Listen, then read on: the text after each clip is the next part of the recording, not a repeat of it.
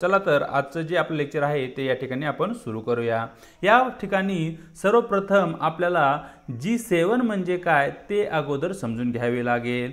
G चा अर्थ या ठिकाणी ग्रुप होतो, म्हणजे 7 देशाचा जो काही ग्रुप आहे त्याला आपण G7 असे म्हणतो। या ठिकाणी जो काही 7 देशांचा जो काही गट बनलेला आहे तो पहा औद्योगिक दृष्ट्या प्रगत देशांचा गट आहे। फ्रान्स, जर्मनी, जपान हे जे औद्योगिक दृष्ट्या प्रगत देश आहेत, इंडस्ट्रियलाइज देश आहेत, त्या देशांचा तो गट आहे। या ठिकाणी जो G7 हा जो ग्रुप आहे ती एक आंतर सरकारी म्हणजे इंटर गव्हर्नमेंटल संस्था आहे। इंटर गव्हर्नमेंटल संस्था म्हणजे अशी संस्था जी एक करार करून स्थापन करण्यात आली आहे। जसे की G7 हे जे 7 देश G7 मध्ये आहेत ते 7 देश एकत्र आले, त्यांनी एक करार केला आणि त्या कराराच्या स्वरूपात आज आपण G7 ला पाहू शकतो। तर याला म्हणतात इंटर गव्हर्नमेंटल संस्था। मग G7 आहे तिची स्थापना 1975 साली झालेली दिसते। हा पॉइंट या ठिकाणी आपल्यासाठी महत्त्वाचा आहे। आणि सर्वात महत्त्वाचा पॉइंट म्हणजे भारत हा G7 चा सदस्य देश नाहीये। सध्या चर्चा चालू आहे की भारत ही G7 चे सदस्यत्व प्राप्त करेल किंवा G7 चे जे काही देश आहेत तेही भारताला इन्व्हाइट करण्याचा प्रयत्न करत आहेत किंवा हालचाली करत आहेत। पुढे या स्लाइड मध्ये आपण G7 चा जो काही इतिहास आहे त्या इतिहासाची चर्चा करूया। सुरुवातीला 1975 साली फ्रान्समध्ये एक शिखर परिषदेचे आयोजन करण्यात आलं होतं, ज्यामध्ये 6 देशांचे सरकारी जे काही प्रतिनिधी आहेत ते एकत्र आले आणि त्या गटाला G6 असं या नावाने ओळखलं जाऊ लागलं। हे G6 जे देश होते यामध्ये फ्रान्स, पश्चिम Germany, Italy, Japan, United kingdom आणि USA असे हे 6 देशाचे प्रतिनिधी होते। 1976 ला म्हणजे पुढच्या साली या G6 मध्ये एक देश ॲड झाला ज्याचं नाव होतं कॅनडा। मग हा जो G6 चा गट आहे यालाच आता G7 या नावाने संबोधले जाऊ लागले। पुढे 1998 साली रशिया हा G7 मध्ये ॲड झाला आणि G7 जो ग्रुप आहे तो आता G8 या नावाने ओळखला जाऊ लागला। परंतु 2014 ला जेव्हा रशियाने क्रिमियावर आक्रमण केलं आणि क्रिमिया आपल्या भूभागाला जोडला तेव्हा G7 मधील इतर सदस्य राष्ट्रांनी रशियाचं सदस्यत्व G7 मधून रद्द केलं। परिणामी 2014 नंतर G8 जो गट बनला होता 1998 ला तो आता G7 या नावाने ओळखला जाऊ लागला।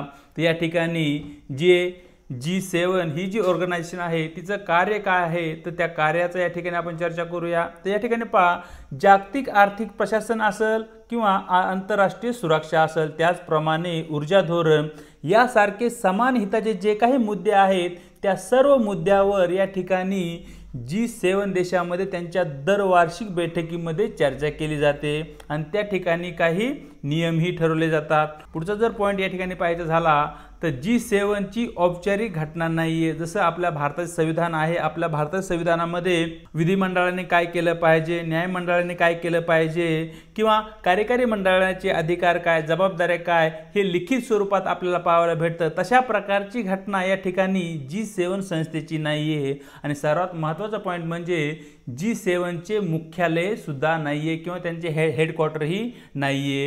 हे 2 पॉइंट या ठिकाणी आपल्यासाठी महत्त्वाचे आहेत, यावर क्वेश्चन विचारला जाऊ शकतो। त्याचप्रमाणे जी काही वार्षिक शिखर परिषद होते त्या शिखर परिषदेमध्ये G7 देशाकडून जे काही निर्णय घेतले जातात ते सदस्य राष्ट्रावर बंधनकारक नसतात, म्हणजे ती त्यांची नैतिक जबाबदारी असते। जे काही निर्णय ते घेतले आहेत त्याला अंमलात आणणे का न आणणे ही त्यांची नैतिक जबाबदारी आहे। या ठिकाणी G7 देशाचा जर आपण विचार केला, त्यांचे जे सदस्य आहेत त्यामध्ये जर्मनी आहे, फ्रान्स आहे, जपान, युनायटेड स्टेट आहे, इटली आहे, कॅनडा आहे, युनायटेड किंगडम ज्याला आपण इंग्लंड असं म्हणतो, असे हे 7 देश G7 चे सदस्य राष्ट्र आहेत। मग या ठिकाणी आपण एक छोटीशी ट्रिक बनवली आहे जी की सदस्य राष्ट्र आपल्याला लक्षात ठेवायला उपयोगी पडेल। ट्रिक अशी आहे, GF ज्यूस। विद्यार्थी मित्रांनो, तुमच्यापैकी बऱ्याच जणांची गर्लफ्रेंड असेल आणि जेव्हा आपली गर्लफ्रेंड असते तेव्हा खर्च हा होतच असतो आणि जे खर्च करत नाही त्यांची गर्लफ्रेंड नसते, हा साधा सिंपल नियम आहे। तर या ठिकाणी गर्लफ्रेंडला ज्यूस पाजण्यासाठी आपला खर्च होतो, अशा प्रकारची ट्रिक्स आपण या ठिकाणी बनवू शकतो। तर जी म्हणजे जर्मनी, एफ म्हणजे फ्रान्स, जे म्हणजे जपान, यू म्हणजे US, आय म्हणजे इटली, सी म्हणजे कॅनडा आणि ई म्हणजे इंग्लंड, अशा प्रकारे हे सदस्य राष्ट्र आपण लक्षात ठेवू शकतो। तर अशा प्रकारे मित्रांनो, जर पुढे आपण G7चा विचार केला तर यांची काही समान मूल्य आहेत, त्या मूल्यांच्या आधारावर ते काय करतात, त्यांचे निर्णय घेतात। या ठिकाणी जे सदस्य देश आहेत ते लोकशाहीला प्रमोट करतात, त्याचबरोबर मानवी हक्क असतील, मूलभूत स्वातंत्र्य आहे याचा ते आदर करतात आणि मुक्त बाजारपेठेची ते मागणी करतात। दुसरी गोष्ट म्हणजे जो काही आंतरराष्ट्रीय कायदे असतात त्या कायद्याचा आदरही ते करतात। अशा प्रकारची जी काही समान मूल्य आहेत त्या समान मूल्यावर हे G7 देश कार्य करताना आपल्याला दिसतात।